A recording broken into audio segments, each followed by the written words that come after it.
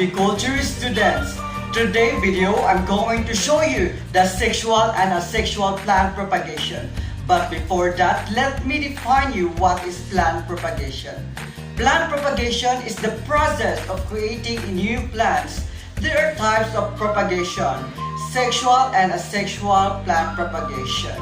Now, I am going to show you what are the materials needed in asexual and sexual plant propagation. So, let's go. Pot and trowel and bolugina. And for the asexual, scissor, cellophane with tape, knife, and alcohol and cotton for disinfection. Those are the materials needed in plant propagation. So let us start with the sexual propagation. When we say sexual propagation, it involves floral parts of a plant. It is taking part of one parent plant and causing it to regenerate itself into a new plant. So it is natural way of propagating the plant through the seeds. The advantages of sexual propagation are it might be cheaper and quicker than the other methods because you are only going to use the seeds for this type of methods. So we are going to plant through seeds, germinate seeds, and you are done. So today I am going to show you on how to perform the sexual propagation. So let's go!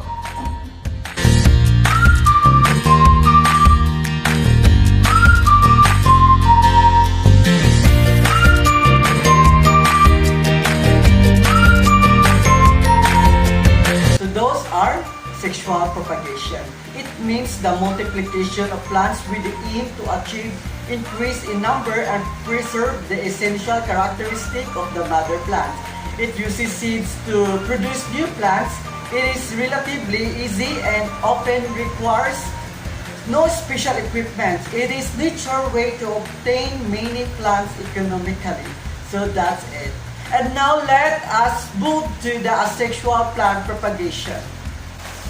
Asexual propagation is taking a part of one parent plant and causing it to regenerate itself into a new plant or producing many plants into one plant. Asexual, it may be easier and faster in some species. It might be the only way to propagate some cultivars. Asexual propagation is the best way to maintain some species, particularly an individual that best represents that species.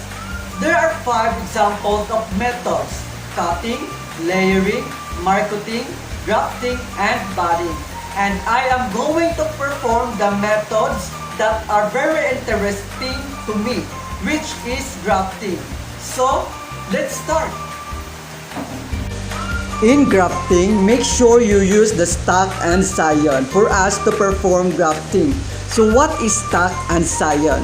The stalk is the lower part of a plant with our roots, while scion is the upper part. So there are different types of grafting, but what we are going to do is the V-graft to connect the desired plant to another. First, we need to cut the desired plant like V-shape and cut the other plant in half so that we can connect it into the other plant. Those are the asexual propagation. The importance of plant propagation are to multiply the different species in large number to protect the plant species which are endangered, to improve the characteristics and quality of the plants, to produce quality and healthy plants on commercial base. The advantages are effective for producing virus-free plants. Plants are long-lived, productive, and have greater tolerance to adverse soil and climatic conditions and diseases, and makes feasible to propagate plants. While the disadvantages are some plants produce no viable seeds, some seeds are very difficult or slow to germinate, and lastly to causes genetic variability. Thank you for watching.